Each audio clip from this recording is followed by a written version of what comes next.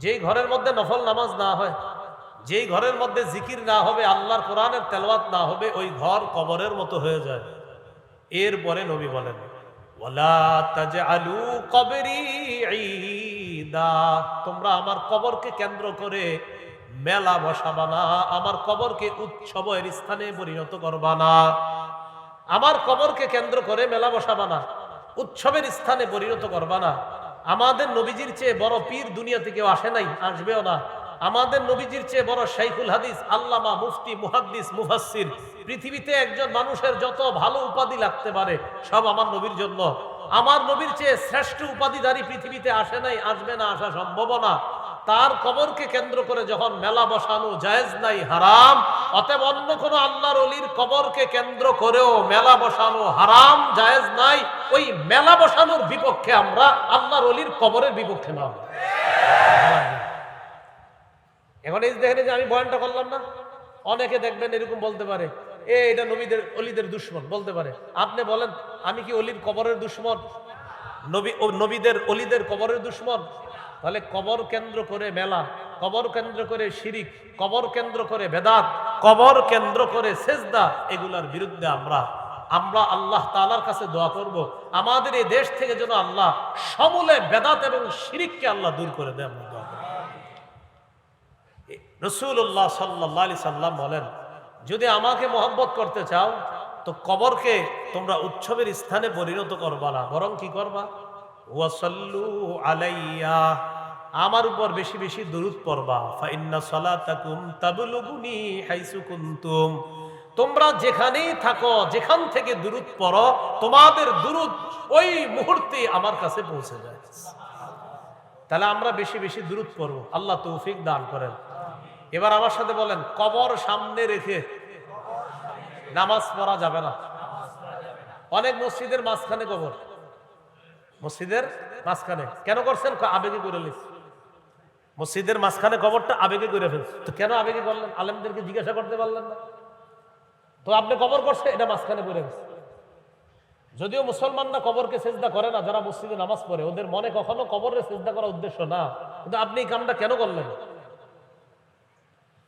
আবু দাউদের বর্ণনা 3229 নম্বর হাদিস, রাসূলুল্লাহ সাল্লাল্লাহু আলাইহি সাল্লাম বলেন, লা তাজলিসু আলাল কুবুর, তোমরা কবরের উপর বসবা না, কবরের উপর বসবা না। ওয়ালা তুসাল্লু ইলাইহা, কবর সামনে রেখে নামাজ পড়বা না। তোমরা কবরের উপর বসবা না, কবর সামনে রেখে তোমরা নামাজ পড়বা না। অনেক মসজিদে ওই অনেক আগে থেকে কবর, অর্থাৎ আপনার 30-40 বছর ধরে কবর। এখন এই মসজিদকে সম্প্রসারণ করবে এলাকাবাসী, তো কি করে? মহব্বতে হজরতের কবরটা মাঝখানে রেখে দেয়। তো এই কাজগুলা না করা, এই জন্য মসজিদের মাঝখানে কবর না হওয়া, এটা পাশে হতে পারে, মাঝখানে না হওয়া। যদিও মুসলমান ওই মসজিদে গিয়ে কবরকে সেজদা দেয় না, কিন্তু এরপরে নবী নিষেধ করছে কবর সামনে রেখা তোমরা নামাজ পড়বা না। আল্লাহ আমাদের সকলকে কবর কেন্দ্রিক বাড়াবাড়ি, শিরিক, বেদাত, মেলা ইত্যাদি থেকে হেফাজত করেন।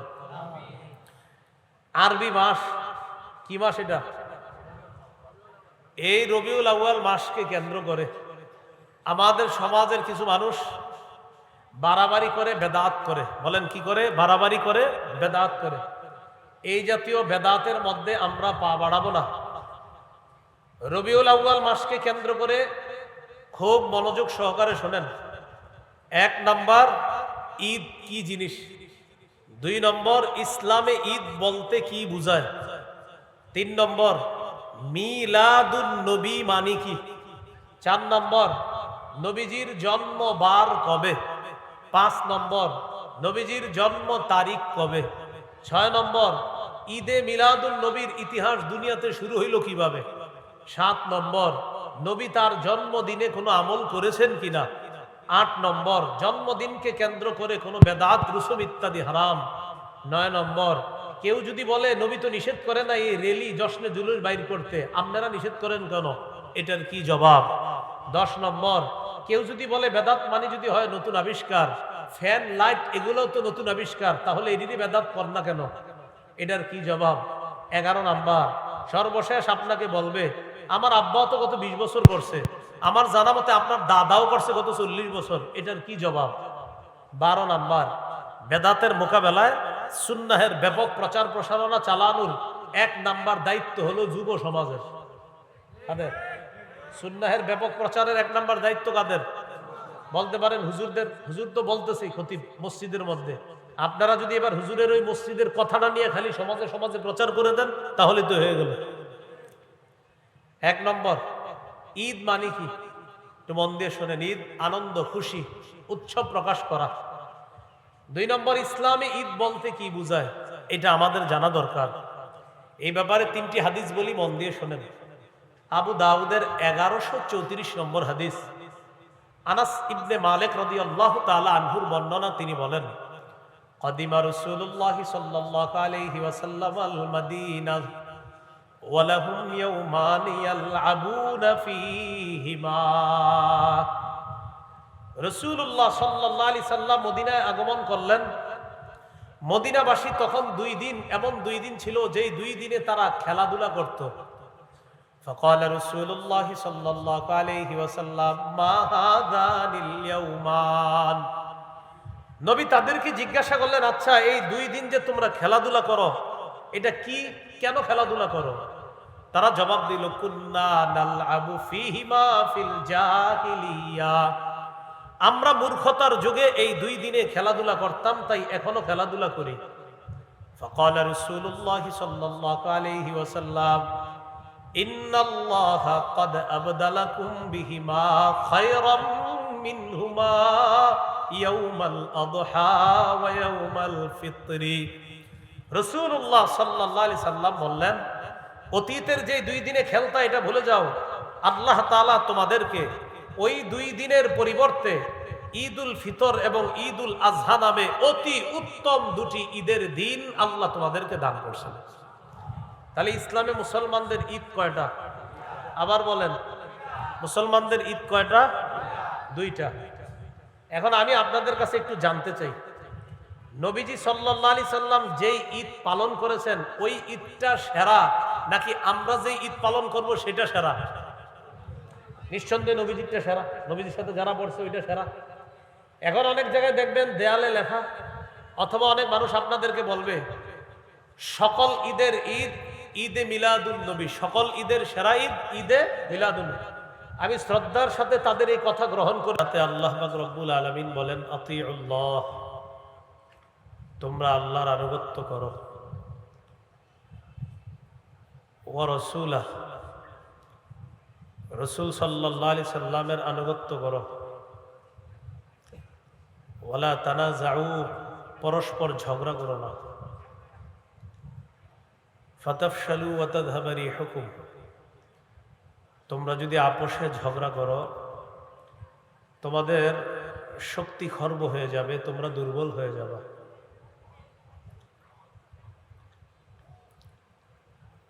একটা বিষয় নিয়ে আমাদের মধ্যে একটা ভুল বোঝাবুঝি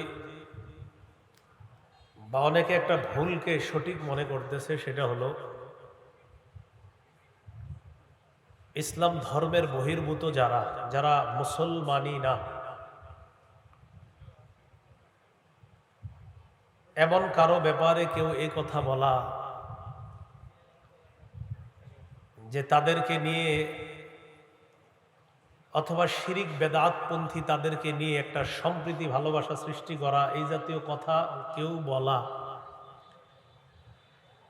পাশাপাশি এই কথা বলা নবীর মহব্বতে হাসতে হাসতে জীবন দিয়ে দিব, একদিক দিয়ে শিরিক বেদাত আর অমুসলিম যারা আমার নবীকে শেষ নবী মানে না, এই জাতীয় কোনো মানুষ যারা নিজেদেরকে মুসলিম দাবি করে কিন্তু নবীজির শেষ নবী মানে না, আবার নিজেদের দাবি করে মুসলমান, তো তাদের পক্ষে কোন কোন মানুষ কথা বলে, শিরিক বেদাত যারা করে তাদের পক্ষেও কথা বলে বোঝায় যে আমরা একটা সম্প্রীতির দেশে বসবাস করি, তাদেরকে কেউ কিছু বললে আমরা হাসতে হাসতে নবীর মহব্বতে জান দিতে পারি। চিন্তা করেন, একদিক দিয়ে বলতেছে নবী বিদ্বেষী যারা তাদেরকে নিয়ে সম্প্রীতি তৈরি করবে, অপর দিয়ে বলা হচ্ছে আবার যে হাসতে হাসতে নবীর জন্য জান দিবে। হাস্যকর কথা যে দুনিয়াতে কত প্রকার হতে পারে।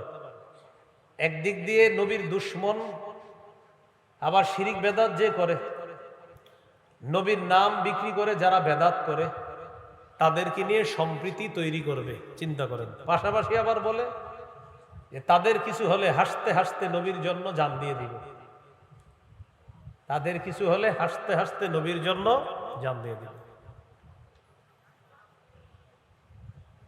এই জাতীয় কথাগুলা যারা বলে এরা বুঝায় যে উনি অনেক ধর্ম বুঝে, জ্ঞান বুঝে, অনেক জ্ঞান আছে, এরকম বুঝায়।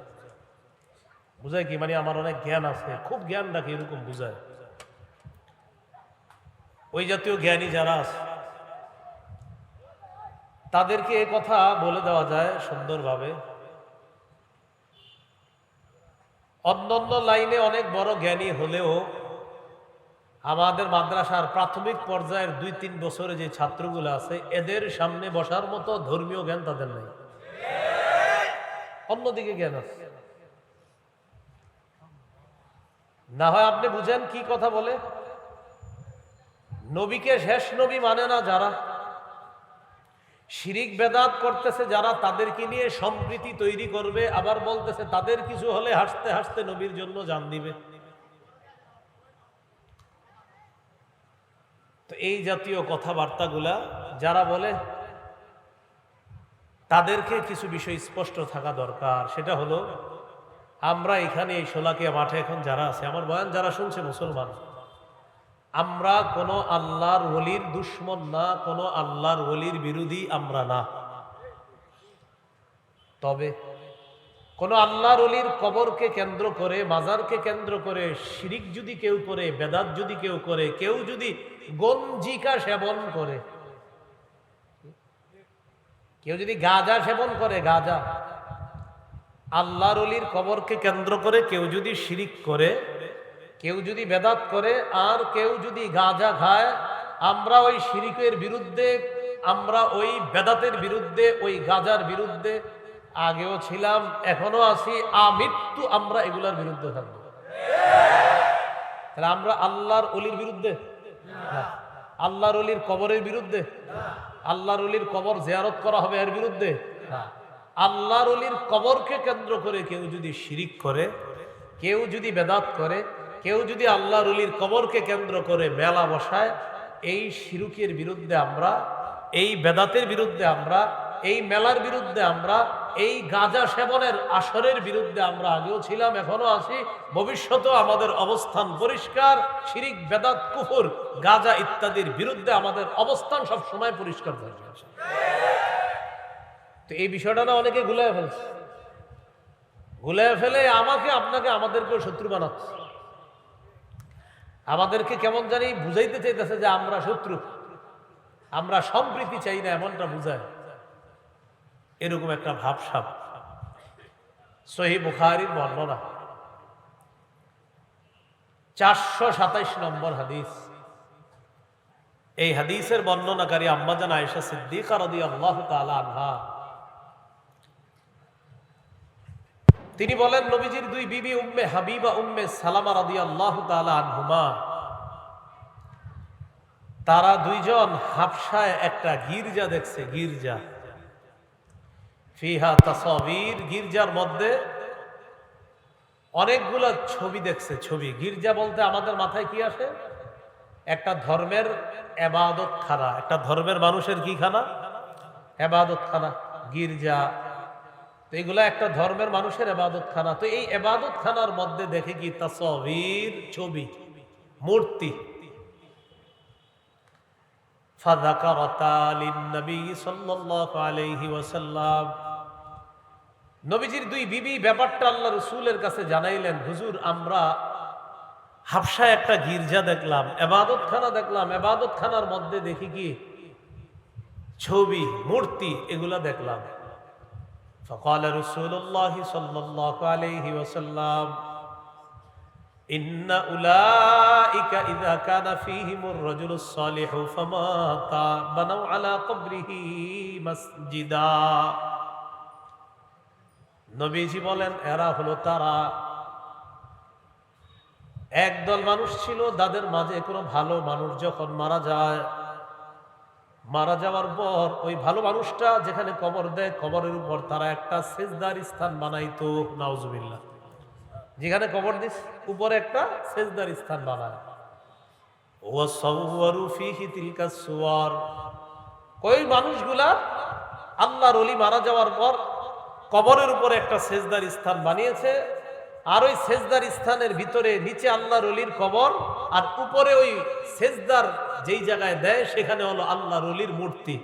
তাহলে নিচে আল্লাহর ওলির কবর, উপরে হলো ইবাদতখানা, আর ইবাদতখানার ভিতরে আল্লাহর ওলির মূর্তি, ছবি।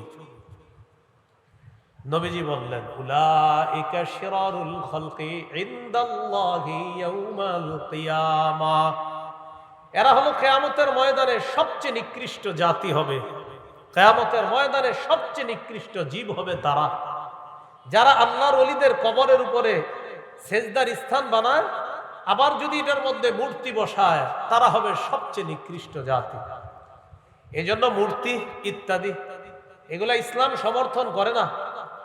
আমাদের ইবনে শাইখুল হাদিস, উনি মাত্র একটা মূর্তি ভাঙতে চেয়েছিলেন, আল্লাহর কি কুদরত, 90 ভাগ মূর্তি এখন আল্লাহ ভেঙে দিচ্ছে। উনি মাত্র কয়টার ব্যাপারে বলছিল? একটার ব্যাপারে বলাতে বেচারারে 3 বছর রাখছে ভিতরে। তো আল্লাহর কি কুদরত, এই জন্য অহংকার না করা। আল্লাহর কি কুদরত দেখেন, উনি মাত্র দাবি করছে কয়টা? একটা। এখন আল্লাহ তাআলা এত খুশি করে দিছে মুসলমানদেরকে যে উনি দাবি করছে একটা, শুনলা না কথাটা, যাও এখন 90 ভাগ শেষ, 10 ভাগও থাকবে না ইনশাআল্লাহ। তো রাসূলুল্লাহ সাল্লাল্লাহু আলাইহি ওয়াসাল্লাম বলে দিলেন, নিচে আল্লাহর ওলির কবর, উপরে আল্লাহর ওলির ওই কবরের উপরে সেজদার স্থান বানায়, আর ভিতরে আপনার মূর্তি বসায় দেয়। এরা সৃষ্টির সবচেয়ে নিকৃষ্ট জাতি, বলি নাউজুবিল্লাহ। হাদিসের কিতাব মুসনাদ আহমদ, এই কিতাবের মধ্যে আছে, আন আব্দুল্লাহ ইবনে মাসউদ রাদিয়াল্লাহু তাআলা আনহু قال سمعت النبي صلى الله عليه وسلم يقول إن من شرار الناس من تدركهم الساعة وهم أحياء والذين يتخذون القبور مساجدا। রাসূলুল্লাহ সাল্লাল্লাহু আলাইহি সাল্লাম বলেন, এই পৃথিবীতে সবচেয়ে নিকৃষ্ট জাতি 2 জাতি। 1 নম্বর, যারা দুনিয়াতে বেঁচে থাকা অবস্থায় কিয়ামত হবে, তারা সবচেয়ে নিকৃষ্ট জাতি। যারা দুনিয়াতে থাকবে আর কিয়ামতটা তাদের উপরে ঘটবে, এরা সবচেয়ে নিকৃষ্ট জাতি। ওয়াল্লাযীনা ইয়াত্তাখিযুনাল কুবুরা মাসাজিদা, আর যারা কবরকে সেজদার স্থান বানায়, তারা সবচেয়ে নিকৃষ্ট জাতি। বলেন তো, কবরকে সেজদার স্থান যারা বানায় তারা কি সবচেয়ে নিকৃষ্ট জাতি?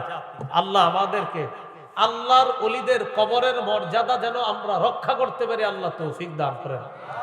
আল্লাহর ওলিদের কবরের মর্যাদা রক্ষা হবে, আল্লাহর ওলিদের কবর মাজারকে যখন শিরিক বেদাত মুক্ত করতে পারবো, গাঁজা সেবন, গাঁজার আসর মুক্ত করতে পারবো, আর কবরকে কেন্দ্র করে মেলা মুক্ত যখন করতে পারবো, তখনই আল্লাহর ওলির কবরের সম্মানটা আমরা রক্ষা করতে পারবো। বুঝে ঠিক হইতেছেন তো? তাহলে রাসূল সাল্লাল্লাহু আলাইহি সাল্লাম বললেন, যারা কবরকে সেজদার স্থান বানায় তারা সবচেয়ে নিকৃষ্ট। সহিহ বুখারীর আরেকটা হাদিস শুনেন, 435 নম্বর হাদিস। এই হাদিস, আচ্ছা এই হাদিসটার আগে আরেকটা শোনাই, মুসলিম শরীফেরটা আগে বলি, এরপর বুখারীরটা বলি। সহিহ মুসলিমের একটা বর্ণনা, নবীজি ইন্তেকালের 5 দিন আগের বর্ণনা। কয়দিন আগের? বুখারীর যে হাদিসটা শোনাবো এটা হলো ইন্তেকালের দিনের হাদিস, এজন্য আগে আমরা ইন্তেকালের 5 দিন আগেরটা শুনে আসি। সহিহ মুসলিমের বর্ণনা 1075 নম্বর হাদিস, মাদ্রাসার পাঠ্যপুস্তক অনুসারে 532 নম্বর হাদিস। এই হাদিসের মধ্যে আছে, قال رسول الله صلى الله عليه وسلم, রাসূলুল্লাহ সাল্লাল্লাহু আলাইহি সাল্লাম বলেন, ইন্নী আবরাউ ইলাল্লাহ আইয়াকুনা লি মিনকুম খলিল, আমি আল্লাহর কাছে মুক্ত তোমাদের মধ্যে কোন খলিল বানানো থেকে, অন্তরঙ্গ বন্ধু বানানো থেকে আমি আল্লাহর কাছে মুক্ত। তোমাদের মধ্যে আমার কোন অন্তরঙ্গ বন্ধু নাই। ফাইন্নাল্লাহ তাআলা ক্বাদ ইত্তাখাযানি খলিলান কামা ইত্তাখাযা ইব্রাহিমা খলিলা, কারণ আল্লাহ তাআলা আমাকে যেমনি ভাবে ইব্রাহিম নবীকে তার খলিল হিসাবে গ্রহণ করেছেন, তেমনি আল্লাহ তাআলা আমাকেও ইব্রাহিম নবীর মতো তার খলিল তথা অন্তরঙ্গ বন্ধু হিসাবে গ্রহণ করেছেন। তাহলে দুই নবী খলিল, একজন ইব্রাহিম খলিলুল্লাহ, আর নবীর ইন্তেকালের 5 দিন আগে নবী জানায়া গেলেন ইব্রাহিম নবীও খলিল, আমি মুহাম্মদ সাল্লাল্লাহু আলাইহি সাল্লামও খলিল। তাহলে আমাদের নবী খলিলুল্লাহ, হাবিবুল্লাহ, রাসূলুল্লাহ। সুবহানাল্লাহ। ইব্রাহিম নবী খলিলুল্লাহ, আর আমাদের নবী মুহাম্মদ সাল্লাল্লাহু আলাইহি সাল্লাম হাবিবুল্লাহ, রাসূলুল্লাহ, খলিলুল্লাহ। এই কথা বলার পর নবীজি বলেন, আলা ওয়া ইন্না মান কানা ক্বাবলাকুম ইত্তাখাযু কুবুর আমবিয়াইহিম ওয়া সালিহিহিম মাসাজিদা। শোনো, তোমরা তোমাদের পূর্ববর্তী জাতি তারা তাদের নবী আর ওলিদের কবরকে সিজদার স্থান বানিয়েছে। আলা ফালা তাত্তাখিজুল কুবুর মাসাজিদা। আমার উম্মত, তোমরা কিন্তু কবরকে সিজদার স্থান বানাবা না। আনহাকুম আন যালিকা, আমি নবী তোমাদেরকে এই ব্যাপারে নিষেধ করে যাচ্ছি। তাহলে ইন্তেকালের 5 দিন আগে কবরকে সেজদার স্থান বানাইতে নবীজি সাল্লাল্লাহু আলাইহি সাল্লাম নিষেধ করে গিয়েছেন। এখন আমি আপনাদের কাছে জানতে চাই, আমাদের বাংলাদেশে কবর কেন্দ্রিক সেজদা না হইলেও পৃথিবীতে হয়নি? বাংলাদেশে না হইলেও পৃথিবীতে হয়তো, বাংলাদেশেও হয়। তাহলে এই যে এই জিনিসটা বলে, বাংলাদেশে কি কবর কেন্দ্রিক সেজদা হয়? আমরা কি কবরের বিরুদ্ধে না কবরের সেজদার বিরুদ্ধে? এই বিষয়টা আমরা মানুষকে বুঝাইতে পারতেছি না।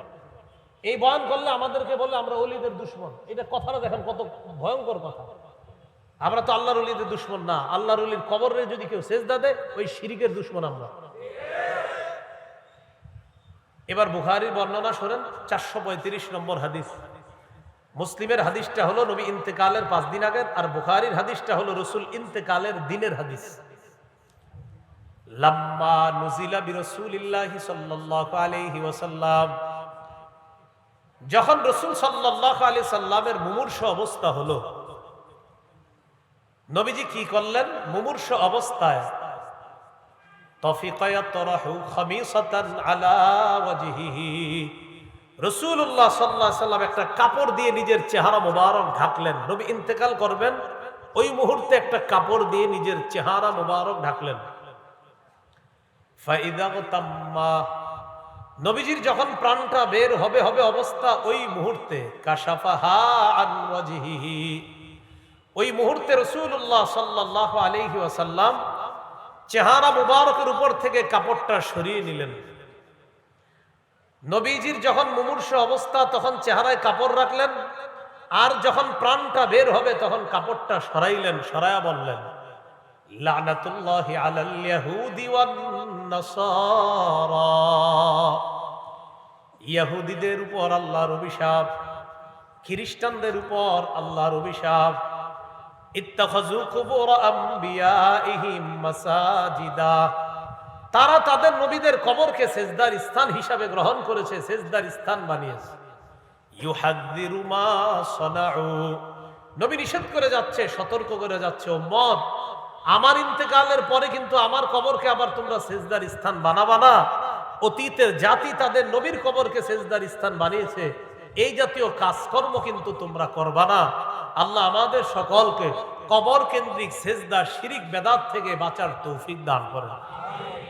এবার গুরুত্বপূর্ণ একটা কথা বলেন, কবর কেন্দ্রিক, সবাই বলেন কবর কেন্দ্রিক মেলা বসানো যাবে না।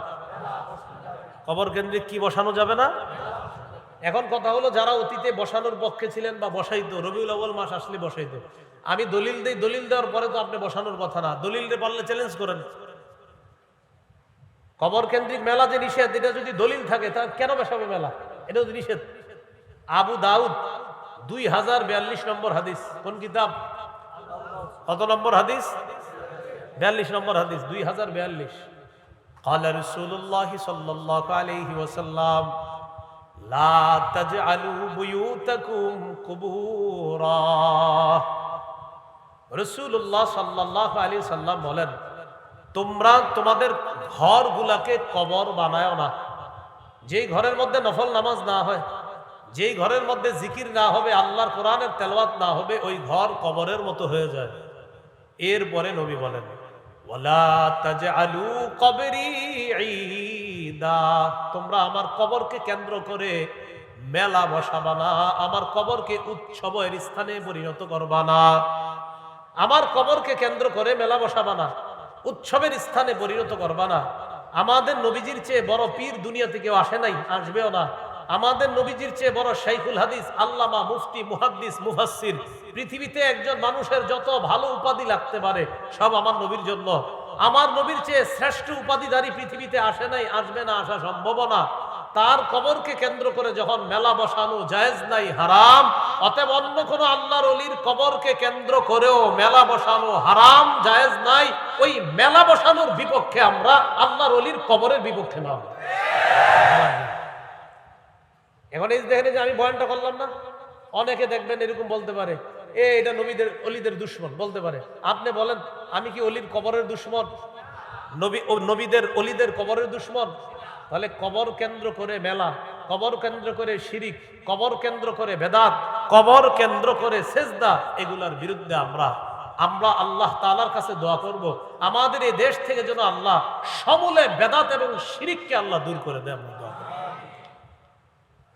রাসূলুল্লাহ সাল্লাল্লাহু আলাইহি সাল্লাম বলেন, যদি আমাকে মহব্বত করতে চাও তো কবরকে তোমরা উৎসবের স্থানে পরিণত করবা না, বরং কি করবা?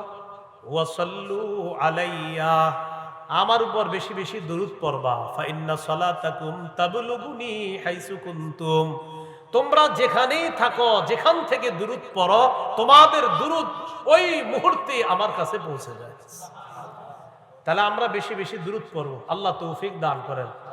এবার আমার সাথে বলেন, কবর সামনে রেখে নামাজ পড়া যাবে না। অনেক মসজিদের মাঝখানে কবর, মসজিদের মাঝখানে কেন করছেন? আবেগে করে লিখছে, মসজিদের মাঝখানে কবরটা আবেগে করে ফেলছে। তো কেন আবেগে করলেন? আলেমদেরকে জিজ্ঞাসা করতে পারলেন না? তো আপনি কবর করছে, এটা মাঝখানে পড়ে গেছে।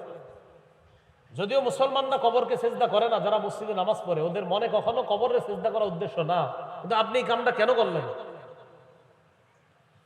আবু দাউদের বর্ণনা 3229 নম্বর হাদিস, রাসূলুল্লাহ সাল্লাল্লাহু আলাইহি সাল্লাম বলেন, লা তাজলিসু আলাল কুবুর, তোমরা কবরের উপর বসবা না, কবরের উপর বসবা না। ওয়ালা তুসাল্লু ইলাইহা, কবর সামনে রেখে নামাজ পড়বা না।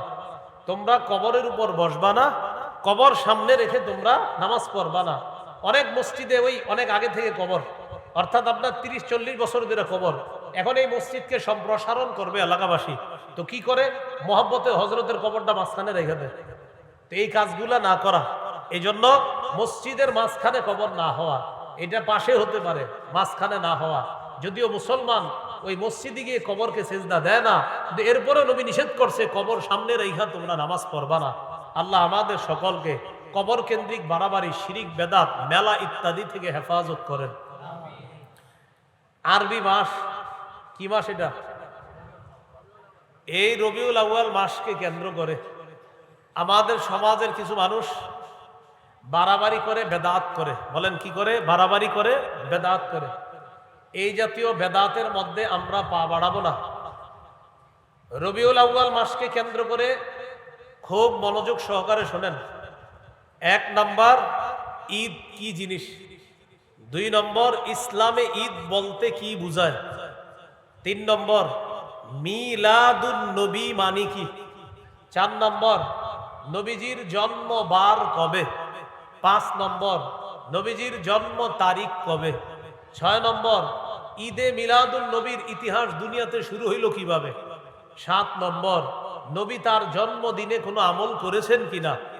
8 নম্বর, জন্মদিনকে কেন্দ্র করে কোনো বেদাত, রুসুম ইত্যাদি হারাম। 9 নম্বর, কেউ যদি বলে নবী তো নিষেধ করে না এই রেলি, জশ্নে, জুলুস বাইর করতে, আপনারা নিষেধ করেন কেন, এটার কি জবাব। 10 নম্বর, কেউ যদি বলে বেদাত মানে যদি হয় নতুন আবিষ্কার, ফ্যান, লাইট এগুলোও তো নতুন আবিষ্কার, তাহলে এদিকে বেদাত কর না কেন, এটার কি জবাব। 11 নম্বর, সর্বশেষ আপনাকে বলবে আমার আব্বাও তো গত 20 বছর করছে, আমার জানা মতে আপনার দাদাও করছে গত 40 বছর, এটার কি জবাব।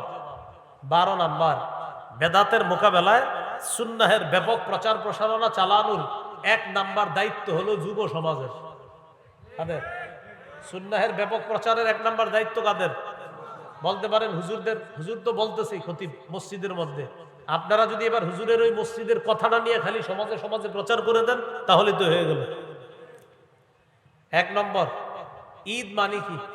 একটু মন দিয়ে শোনেন। ঈদ আনন্দ, খুশি, উৎসব প্রকাশ করা। 2 নম্বর, ইসলামে ঈদ বলতে কি বুঝায় এটা আমাদের জানা দরকার। এই ব্যাপারে 3টি হাদিস বলি, মন দিয়ে শোনেন। আবু দাউদের 1134 নম্বর হাদিস, আনাস ইবনে মালিক রাদিয়াল্লাহু তাআলা আনহুর বর্ণনা। তিনি বলেন, قدم رسول الله صلى الله عليه وسلم المدينة ولهم يومان يلعبون فيهما। রাসূলুল্লাহ সাল্লাল্লাহু আলাইহি সাল্লাম মদিনায় আগমন করলেন। মদিনাবাসী তখন 2 দিন, এমন 2 দিন ছিল যেই 2 দিনে তারা খেলাধুলা করত। فقال رسول الله صلى الله عليه وسلم ما هذان اليومان। নবী তাদেরকে জিজ্ঞাসা করলেন, আচ্ছা এই 2 দিন যে তোমরা খেলাধুলা করো এটা কি, কেন খেলাধুলা করো? তারা জবাব দিল, কুন্না নালআবু ফীহিমা ফিল জাহিলিয়া। আমরা মূর্খতার যুগে এই 2 দিনে খেলাধুলা করতাম, তাই এখনো খেলাধুলা করি। ফাকাল রাসূলুল্লাহ সাল্লাল্লাহু আলাইহি ওয়াসাল্লাম, ইন্নাল্লাহা ক্বাদ আবদালাকুম বিহিমা খায়রাম মিনহুমা ইয়াউমাল আযহা ওয়া ইয়াউমাল ফিতরি। রাসূলুল্লাহ সাল্লাল্লাহু আলাইহি সাল্লাম বললেন, অতীতের যে 2 দিনে খেলতা এটা ভুলে যাও। আল্লাহ তাআলা তোমাদেরকে ওই 2 দিনের পরিবর্তে ঈদুল ফিতর এবং ঈদুল আজহা নামে অতি উত্তম 2টি ঈদের দিন আল্লাহ তোমাদেরকে দান করছেন। তাহলে ইসলামে মুসলমানদের ঈদ কয়টা? আবার বলেন, মুসলমানদের ঈদ কয়টা? 2টা। এখন আমি আপনাদের কাছে একটু জানতে চাই, নবীজি সাল্লাল্লাহু আলাইহি সাল্লাম যেই ঈদ পালন করেছেন ওই ঈদটা সেরা নাকি আমরা যেই ঈদ পালন করব সেটা সেরা? নিঃসন্দেহে নবীজিরটা সেরা। নবীজির সাথে যারা পড়ছে ওইটা সেরা। এখন অনেক জায়গায় দেখবেন দেয়ালে লেখা, অথবা অনেক মানুষ আপনাদেরকে বলবে সকল ঈদের ঈদ ঈদে মিলাদুন নবী, সকল ঈদের সেরা ঈদ ঈদে মিলাদুন নবী। আমি শ্রদ্ধার সাথে তাদের এই কথা গ্রহণ করে, তারা শ্রদ্ধার সাথে গ্রহণ করে আমি বলি, আপনি যেই ঈদ পালন করেন এটার যদি সকল ঈদের সেরা ঈদ হয়, আমরা বলবো আমার নবী যেটা পালন করছে সেটা হবে সকল ঈদের সেরা ঈদ। এখন কথা হলো আপনারা যেটা করেন সেটা আমার নবী করছে কিনা? জবাব হলো না। অতএব আমার নবী যেই ঈদ করছে সেটাই সেরা ঈদ, আপনাদেরটা যেটা এটা সেরা ঈদ না। কোথাও যদি দেখেন লেখা আছে ঈদে মিলাদুন নবী সকল ঈদের সেরা ঈদ, আপনি নিচে লিখবেন, প্রিয় ভাইয়া শ্রদ্ধার সাথে আমিও আপনাকে বলছি, আপনি বলছেন আপনার ঈদ সকল ঈদের সেরা ঈদ, আমি নিচে লিখে দিলাম আমার নবীর ঈদ সকল ঈদের সেরা ঈদ। আপনি খালি আগে এইভাবে বলবেন, যেমন আমরা 2 জন, তো উনি বলতেছি ঈদে মিলাদুন নবী সেরা ঈদ, তা আমি বলতেছি নবীরটা সেরা ঈদ। উনি টেনশনে পড়ে গেছে, নবীর ঈদ আর ঈদে মিলাদুন নবী কোনটা? তো আমি বলতেছি আপনি কোনটা? বা আমি ঈদে মিলাদুন নবী সেরা ঈদ বলি। মানি কোনটা? ওই যে 12ই রবিউল আউয়ালে আমরা একটু আনন্দ উল্লাস করবো, ঘুরবো ফিরবো, খামু শেষে মিষ্টি ইত্যাদি, যাই হোক দিন। তো উনি বলতেছে ঈদে মিলাদুন নবী এটা হলো সকল ঈদের সেরা ঈদ। তা আমি বললাম ঠিক আছে, আপনার কথা শ্রদ্ধার সাথে গ্রহণ করে বলছি আমার নবীরটা সেরা ঈদ। উনি কয় নবীর ঈদ মানি? আমি বলি নবী যে ঈদ করছে। তখন বলতেছে নবী যে ঈদ করছে সেটা কোন ঈদ? আমি বললাম সেটা 2 ঈদ। এখন উনি বলতেছে আমি যেটা করি, আমি বললাম এটা আপনাদের বানানো ঈদ। এখন বলে সেরা কোনটা? আমি কই নবীরটা। আমি খালি প্রশ্ন করবেন, আপনি আগে বলেন নবীরটা সেরা না আপনারটা সেরা, টেনশনে পড়ে যাবে। যদি বলে আমারটা তাহলে টেনশন। এই জন্য যারা বলবে ঈদে মিলাদুন নবী সকল ঈদের সেরা ঈদ, আপনি বলবেন আগে বলেন নবীর ঈদ সেরা না আপনারটা সেরা। তো তখন সে বলবে নবীর ঈদ সেরা, বলবেন নবীর ঈদের মধ্যে ঈদে মিলাদুন নবী নাই, তাই আপনারটা সেরা না, নবীর ঈদ সেরা। এটা হলো ঠান্ডা মাথায় বলতে হবে। এবার বলতে হবে যে আপনার ঈদ সেরা না নবীরটা সেরা, তো তুই টেনশনে করে যাবে, কারণ আশিকের রাসূল হইলে এটাই বলতে হবে যে নবীর ঈদ সেরা ঈদ। তখন বলবেন নবীর ঈদের মধ্যে আপনাদের এই ঈদটা পাওয়া যায় না, অতএব আমার নবীর ঈদ সেরা ঈদ, এটা আপনিও বললেন, আর আমরা তো স্বীকারই করি আমাদের নবীর ঈদ সকল ঈদের সেরা ঈদ। আল্লাহ আমাদেরকে এই কথাগুলো বুঝে শুনে আমল করার তৌফিক দান করেন। বলেন ইসলামী ঈদ কয়টা? সহিহ বুখারীর বর্ণনা 963 নম্বর হাদিস, হাদিসের বর্ণনাকারী আব্দুল্লাহ ইবনে ওমর রাদিয়াল্লাহু তাআলা আনহুমা তিনি বলেন, কানা রাসূলুল্লাহ সাল্লাল্লাহু আলাইহি ওয়াসাল্লাম ওয়া আবু বকর ওয়া উমর ইউসাল্লুনাল ঈদাইন ক্বাবলাল খুতবাহ। আব্দুল্লাহ ইবনে ওমর রাদিয়াল্লাহু তাআলা আনহুমা বলেন, রাসূলুল্লাহ সাল্লাল্লাহু আলাইহি ওয়াসাল্লাম, আবু বকর, ওমর তারা সকলেই খুতবার আগে দুই ঈদের নামাজ আদায় করতেন। বলেন তো খুতবার আগে নবী কয় ঈদের নামাজ পড়তেন? আবু বকর সিদ্দিক কয় ঈদের নামাজ পড়তেন? ওমর ফারুক রাদিয়াল্লাহু তাআলা আন কয় ঈদের নামাজ পড়তেন? দুই ঈদের। অতএব ঈদ কয়টা? দুইটা। আবু দাউদের 1148 নম্বর হাদিস। এই হাদিসের মধ্যে আসছে জাবির ইবনে সামুরা রাদিয়াল্লাহু তাআলা আনহুর বর্ণনা, তিনি বলেন, সাল্লাইতু মা'আন নবী সাল্লাল্লাহু আলাইহি ওয়াসাল্লাম গায়রা মাররাতিন ওয়ালা মাররাতাইনি আল ঈদাইনি বিগাইরি আযানিন ওয়ালা ইকামা। জাবির ইবনে সামুরা রাদিয়াল্লাহু তাআলা আনহু বলেন, আমি একবার দুইবার নয়, অসংখ্য অগণিতবার আজান এবং ইকামত ছাড়া রাসূল সাল্লাল্লাহু আলাইহি সাল্লামের সাথে দুই ঈদের নামাজ আদায় করছি। তাহলে নবীজির সাথে জাবির ইবনে সামুরা সাহাবী কয় ঈদের নামাজ পড়ছে? দুই ঈদের। অতএব ইসলামে মুসলমানদের ঈদ কয়টা? দুইটা। 3 নাম্বার কথা, মিলাদুন নবী মানে কি? মিলাদ অর্থ হলো জন্ম।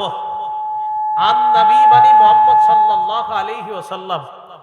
মিলাদুন নবী অর্থ হলো মুহাম্মদ সাল্লাল্লাহু আলাইহি ওয়াসাল্লামের জন্ম।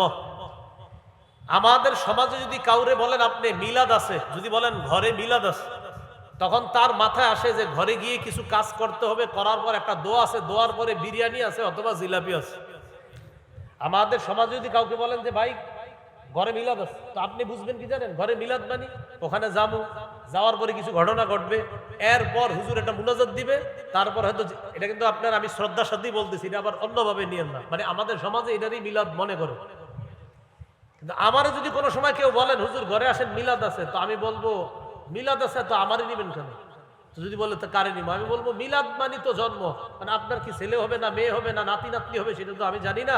ওই ধাত্রী মা যারা আছে, জন্ম নিলে সন্তান জন্মগ্রহণ করার সময় যাদেরকে কাজে লাগে, ওই ডাক্তার বাক্তার কাউরে নিয়ে যান বলে। না না, বুঝা ঠিক বলছেন। মিলাদ, মিলাদ অর্থ কি? হ্যাঁ সবাই বলেন। তাহলে আমার ঘরে মিলাদ আছে মানে আমার ঘরে জন্ম আছে। আপনি যে বলতেছেন আমার ঘরে চলেন মিলাদ আছে মানে কেউ হবে, জন্ম নিবে। এই জন্য আগে ক্লিয়ার হতে হবে এটা মিলাদ অর্থ কি। তা আপনি কেন বলেন যে বাসায় চলেন মিলাদ আছে, মিলাদ মানে জন্ম আছে, কেউ আপনার নাতি হবে? অনেক মানুষ এই কথা নিয়ে আমাদের সাথে তর্ক করতেছে, আরে ভাই মিলাদ অর্থ তো জন্ম, তা আপনি কেন এটার অন্য কিছু বুঝবেন? আপনারা বিভিন্ন ব্যানারে লেখেন মিলাদ মাহফিল মানে জন্ম, কারো জন্ম মাহফিল হবে এখানে? লেখে মিলাদ মাহফিল মানে জন্ম মাহফিল। যদি বলেন হ্যাঁ জন্ম মাহফিল, তাহলে লেখেন মিলাদ মাহফিল। মিলাদ মাহফিল অর্থ যদি হয় জন্ম মাহফিল, মানে একজন এই মঞ্চে জন্ম নিবে, এটা যদি হয় সমস্যা নেই, লেখেন। বলেন দোয়া অনুষ্ঠান, বলেন সবাই দোয়া অনুষ্ঠান, দোয়া মাহফিল। হ্যাঁ এটাই বলতেছি আমি। মিলাদ অর্থ কি? সবাই বলেন মিলাদ অর্থ কি? তাহলে মিলাদুন নবী অর্থ মুহাম্মদ সাল্লাল্লাহু আলাইহি সাল্লামের জন্ম।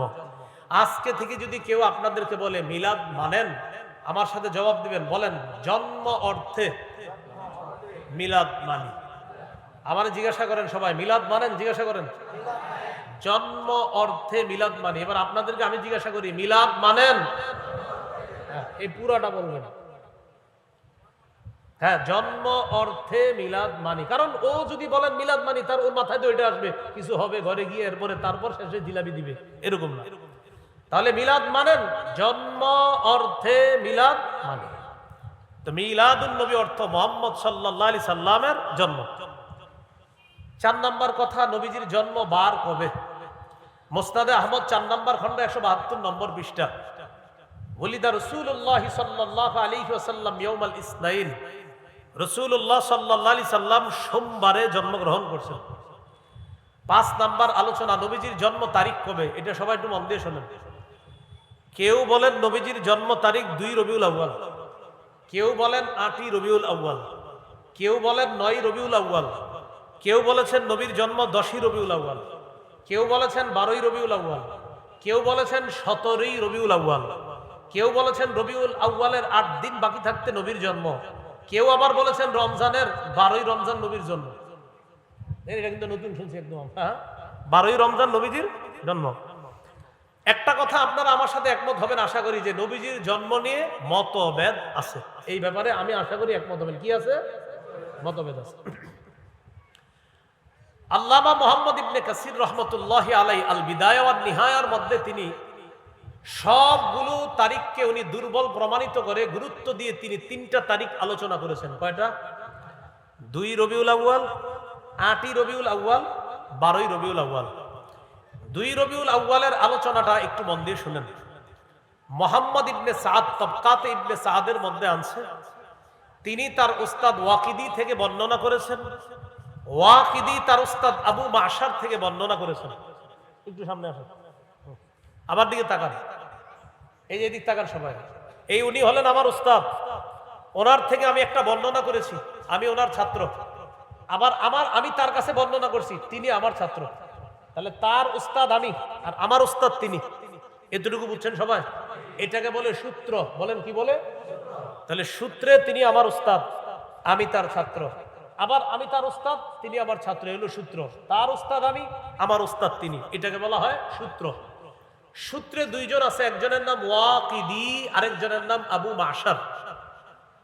বুখারী শরীফের ব্যাখ্যা গ্রন্থের লেখক ইবনুল হাজার আসকালানী রহমতুল্লাহি আলাইহি তার কিতাব তাকরিবুত তাহজিবের মধ্যে তিনি আনছেন এই ওয়াকিদি, যিনি বর্ণনাকারী ওয়াকিদি, তার ব্যাপারে আনছে মাতরুকুন মাআসিআতি ইলমিহি, যে ওয়াকিদি তার অনেক এলেম আছে, এলেম থাকার পরেও তার বর্ণনা পরিত্যাজ্য, তার বর্ণনা গ্রহণ করা যায় না। আর ওই যে আবু মাশার, তার ব্যাপারে বলছে দাঈফুন ফির রিওয়ায়া, তিনি বর্ণনা করার ক্ষেত্রে দুর্বল। তারা এই সূত্রে বর্ণনা করেছেন উলিদা রাসূলুল্লাহ সাল্লাল্লাহু আলাইহি সাল্লাম ইয়াউমাল ইসনাইন, নবীজি সোমবার দিন জন্মগ্রহণ করেছেন, লিলাইলাতাইনে খালাতা মিন শাহরি রবিউল আউয়াল, রবিউল আউয়াল মাসের 2 তারিখে। এটা তাদের সূত্রে। কার? ওয়াকিদি এবং আবু মাশার। তাহলে ওয়াকিদি যিনি সূত্রে আছে তিনি পরিত্যাজ্য, তার বর্ণনা পরিত্যাজ্য। আবার সূত্রে যিনি আছেন আবু মাশার, তিনিও দুর্বল। ওই সূত্রে একজন হলেন দুর্বল, আর এই মনে করেন আমারে বসান ওই জায়গায়, আমি পরিত্যাজ্য। এই 2 জন সূত্রে থাকার কারণে 2 রবিউল আউয়ালের বর্ণনাটিও দুর্বল, এটা গ্রহণ করা যায় না। এটা আপনারা আলেম ছাড়া অন্যরা বুঝছেন তো সবাই? সূত্রে 2 জন ব্যক্তি আছে যাদের উপরে কথা থাকার কারণে তাদের সূত্রে 2 রবিউল আউয়ালের বর্ণনাটি গ্রহণ করা যায় না, তাই 2 রবিউল আউয়াল বাদ রয়ে গেল। 8ই রবিউল আউয়াল এবং 12ই রবিউল আউয়াল। আমার সাথে একটা কথা সবাই বলেন, তাহলে মনে থাকবে। বলেন, হস্তি বাহিনী কাবায় যে বছর হামলা চালায়, ওই বছর রাসূলুল্লাহ সাল্লাল্লাহু আলাইহি সাল্লামের জন্ম। এ ব্যাপারে ঐতিহাসিকগণ প্রায় সকলেই একমত। তাহলে যে বছর রাসূলুল্লাহ সাল্লাল্লাহু আলাইহি সাল্লাম জন্মগ্রহণ করেছেন, ওই বছর কাবায় হস্তি বাহিনী হামলা চালায়, এই ব্যাপারে রাসূল সাল্লাল্লাহু আলাইহি সাল্লাম কি একমত? এই ব্যাপারে ঐতিহাসিকগণ একমত। এবার বলেন, কাবায় হামলা চালানোর 50 দিন পর রাসূলুল্লাহ সাল্লাল্লাহু আলাইহি সাল্লাম জন্মগ্রহণ করেছেন। বলেন তো, কাবায় হস্তি বাহিনী হামলার কয়দিন পর নবীর জন্ম? এবার হিসাবটা আমরা বের করে নিই। মুহররম মাসের 13 দিন বাকি থাকতে কাবার উপর হামলা হয়। তাহলে মুহররমের 13 দিন পেয়ে গেলাম। পরের মাস সফর মাস, সফরের 30 দিন নেন, মুহররমের 13 দিন 43 দিন। রবিউল আউয়াল মাস হলো সফর মাসের পরের মাস। রবিউল আউয়ালের 7 দিন যাওয়ার পর, এরপর সূর্য ডুবার সাথে সাথে হয়ে যায় 8ই রবিউল আউয়াল। তাহলে আগের 43 আর পরের 7, এ হলো 50 দিন। এর মানে কাবায় হামলা চালানোর 50 দিন নবীর জন্ম, মানে 8ই রবিউল আউয়াল আল্লাহ রাসূল দুনিয়াতে জন্মগ্রহণ করছেন। কাবায় হস্তি বাহিনী হামলা চালানোর 50 দিন পর নবীজির জন্ম। তো কাবায় হামলা চালানোর 50 দিন পর নবীর জন্ম হিসাব করলে বের হয় 8ই রবিউল আউয়াল। পৃথিবীর বিখ্যাত ওলামায়ে কেরাম, বিশুদ্ধ ওলামায়ে কেরাম, নির্ভরযোগ্য ওলামায়ে কেরামের অভিমত হলো আল্লাহ রসুলের জন্ম 8ই রবিউল আউয়াল। এই কথাটি বিশুদ্ধ। গাণিতিক হিসাবে কেউ কেউ বলেন নবীর জন্ম 9 রবিউল আউয়াল। এজন্য মনে রাখবেন 8 অথবা 9, বলেন 8 অথবা 9, এই 2 তারিখে আল্লাহ রসুলের জন্ম। এই কথাটি বিশুদ্ধ তবে প্রসিদ্ধ নয়। 8 অথবা 9 রবিউল আউয়াল রাসূলুল্লাহ সাল্লাল্লাহু আলাইহি সাল্লামের জন্ম, এই কথাটি বিশুদ্ধ তবে কি নয়, প্রসিদ্ধ নয়। এবার আমার সাথে বলেন 12 রবিউল আউয়াল নবীজির জন্ম, এই কথাটি প্রসিদ্ধ হলেও বিশুদ্ধ নয়। তাহলে 8-9 বিশুদ্ধ হলেও প্রসিদ্ধ নয়, আর 12 তারিখ প্রসিদ্ধ হলেও বিশুদ্ধ নয়। কোরআনের 6666টি আয়াত প্রসিদ্ধ হলেও বিশুদ্ধ নয়, 6236টি আয়াত বিশুদ্ধ হলেও প্রসিদ্ধ নয়। বললাম কোরআনের 6666টি আয়াত প্রসিদ্ধ হলেও বিশুদ্ধ নয়, 6236টি আয়াত বিশুদ্ধ হলেও প্রসিদ্ধ নয়। বিষয়টা এবার আসেন 12 রবিউল আউয়ালের এই বর্ণনা কারা করছে? আন সাঈদ ইবনে মিনা আন আফফান ইবনে মুসলিম আন জাবির ইবনে আব্দুল্লাহ ওয়া আব্দুল্লাহ ইবনে আব্বাস রাদিয়াল্লাহু তাআলা আনহুমা ওয়ালিদা রাসূলুল্লাহ সাল্লাল্লাহু আলাইহি ওয়াসাল্লাম ইয়াউমাল ইসনাইনিস সানি আশারা মিন শাহরি রবিউল আউয়াল। সাঈদ ইবনে মিনা, ওই আবার আমার দিকে তাকান, সূত্র আমি হলাম ছাত্র সাঈদ ইবনে মিনা, এই উস্তাদের নাম আফফান ইবনে মুসলিম। তাদের সূত্রে বর্ণনা আল্লাহ রাসূল সাল্লাল্লাহু আলাইহি সাল্লামের জন্ম 12 রবিউল আউয়াল। মজার ব্যাপার হলো সূত্রে যিনি ছাত্র তার নাম কি? সাঈদ। বলেন সূত্রে ছাত্রের নাম কি? উস্তাদের নাম আফফান। বলেন সূত্রে ছাত্রের নাম, উস্তাদের নাম, আবার ছাত্রের নাম, উস্তাদের নাম। কোন বর্ণনার সূত্র এটা? 12 রবিউল আউয়াল। মজার ব্যাপার হলো সাঈদ যিনি ছাত্র তিনিও নির্ভরযোগ্য বর্ণনাকারী, আবার উস্তাদ যিনি আফফান তিনিও নির্ভরযোগ্য বর্ণনাকারী। তাহলে প্রশ্ন এসে যায় 12 রবিউল আউয়ালের সূত্রে সাঈদও নির্ভরযোগ্য, উস্তাদ আফফানও নির্ভরযোগ্য হলে বর্ণনাটি কেন নির্ভরযোগ্য নয়? 12 রবিউল আউয়ালের বর্ণনায় সাঈদ যিনি ছাত্র তিনিও নির্ভরযোগ্য, আবার উস্তাদ আফফান তিনিও নির্ভরযোগ্য। তো প্রশ্ন এসে যায় নির্ভরযোগ্য মানুষগুলার সূত্রে থাকার পরেও বর্ণনাটি কেন নির্ভরযোগ্য নয়? আপনারা আমার দিকে তাকায় যদি বয়ানটা শুনেন সহজে বুঝবেন কেন নির্ভরযোগ্য না বর্ণনাটা। দেখেন ছাত্রের নাম কি? সাঈদের জন্ম 130 হিজরির পরে। বলেন সাঈদের জন্ম কবে? তাহলে ভাই ছাত্রের জন্ম কবে? 130 হিজরি পরে। বলেন ছাত্র সাঈদ যিনি তার জন্ম কবে? উস্তাদের নাম কি? আফফানের মৃত্যু 110 হিজরিতে। আবার মন দিয়ে শুনেন, ওস্তাদ 110 হিজরিতে মারা গেছে, ছাত্র 130 হিজরির পরে জন্ম। ওলামা হযরতরা বুঝে ফেলছেন, অন্যরা মন দিয়ে আবার শুনেন। ওস্তাদ 130 হিজরিতে মারা গেছে, ছাত্রের জন্ম 130, ওস্তাদ 110 হিজরিতে মারা গেছে, তারও প্রায় 20 বছরেরও সময় পরে ছাত্রের জন্ম। কি বোঝা গেল? তারা ছাত্র উস্তাদি না। এই সূত্রকে বলা হয় বিচ্ছিন্ন সূত্র। বলেন কি বলা হয়? তাহলে উস্তাদ আর ছাত্র আসলে কি তারা উস্তাদ ছাত্র? এটাকে বলা হয় বিচ্ছিন্ন সূত্র, আরবিতে বলা হয় ইনকিতা। আর ইনকিতায়ের সূত্রকে বলা হয় মুনকাতি, আর মুনকাতির সূত্র নির্ভরযোগ্য দলিল হিসাবে গ্রহণযোগ্য নয়। তাই বর্ণনায় দুজন নির্ভরযোগ্য বর্ণনাকারী থাকলেও তাদের পরস্পরের সাক্ষাৎ না হওয়ার কারণে এই বর্ণনাটি নির্ভরযোগ্য নয়। ভাই হুজুররা ছাড়া অন্যরা যারা, বুঝছেন তো আপনারা?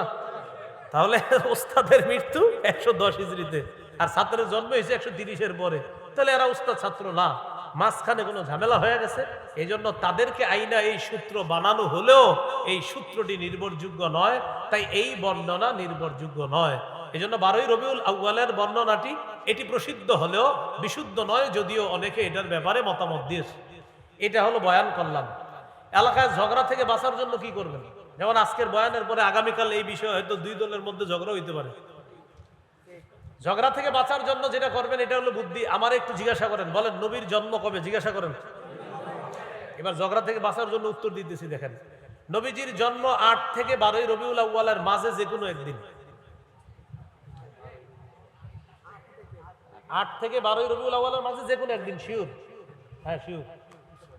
তাহলে এখন আর কেউ আর ঝগড়া করতে পারে? বলবো কোন কবে? আপনি বলবেন 8 থেকে 12-এর মধ্যে। 8 থেকে 12 রবিউল আউয়ালের মাঝেই নবীজির জন্ম, এই কথা নিশ্চিত।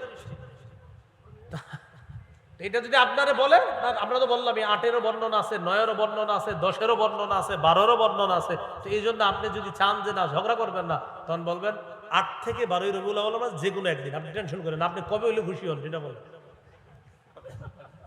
এ হলো ঝগড়া মুক্ত থাকবেন এইভাবে। এগুলো 6 নম্বর কথা, না 5 নম্বর কথা। 6 নম্বর কথা, ঈদে মিলাদুন নবী কিভাবে শুরু হলো? এটাও আমার সাথে যদি একটু বলতে বলতে পড়াশোনা করে নেন মুখস্থ থাকবে। বলেন 604 হিজরিতে ইরাক দেশে মসুল শহরে বাদশাহ আবু সাঈদ মুজাফফর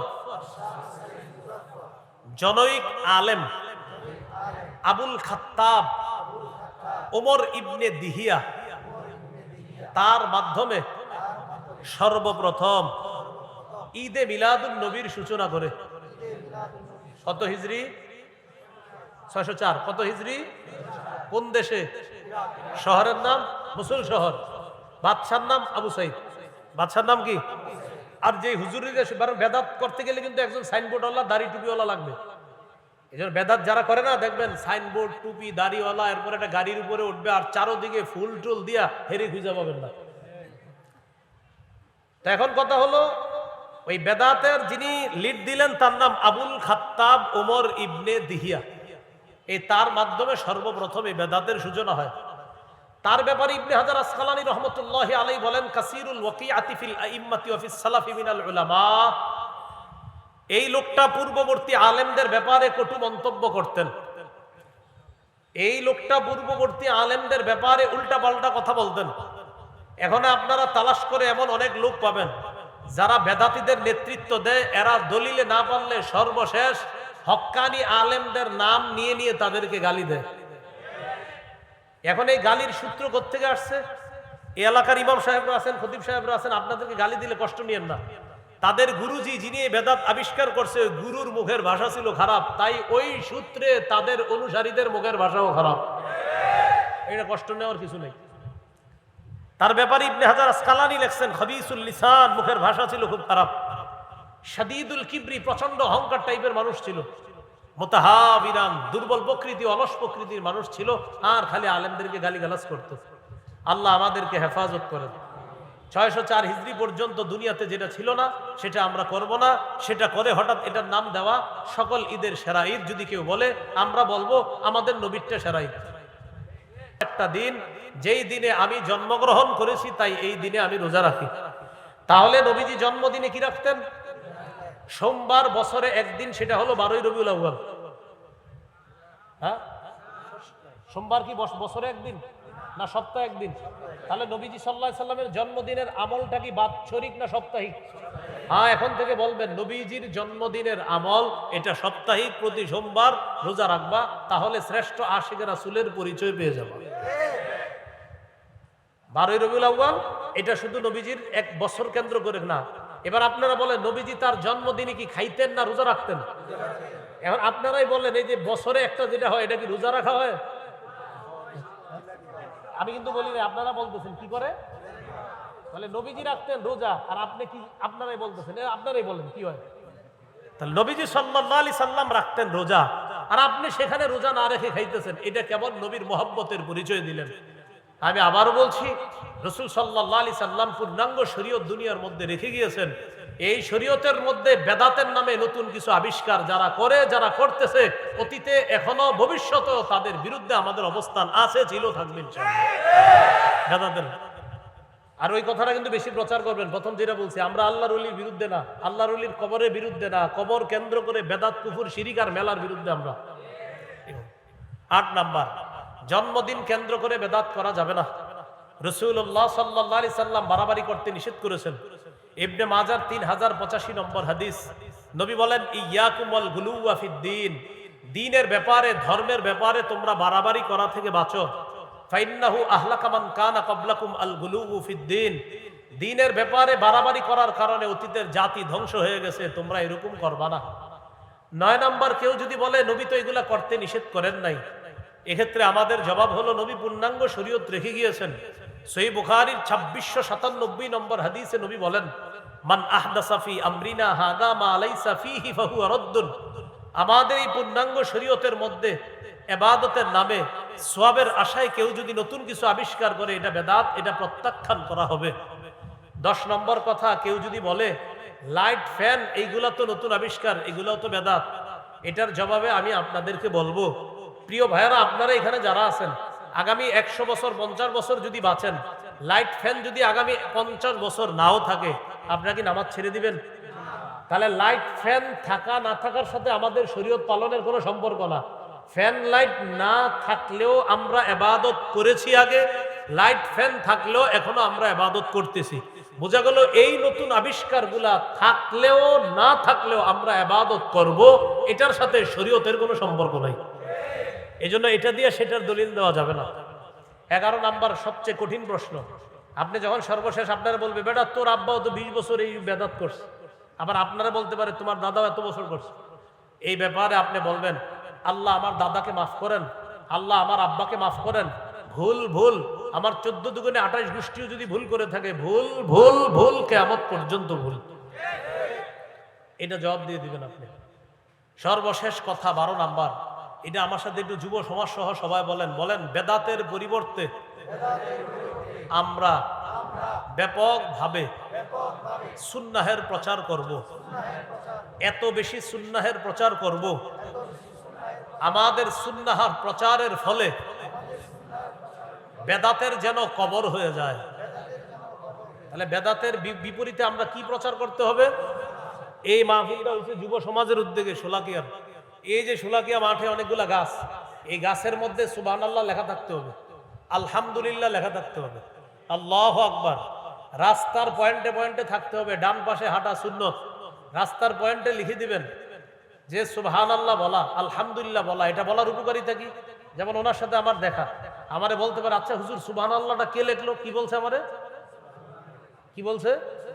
উনি কিন্তু সুবহানাল্লাহ বলে ফেলছে, জান্নাতে কিন্তু গাছ একটা হয়ে গেছে।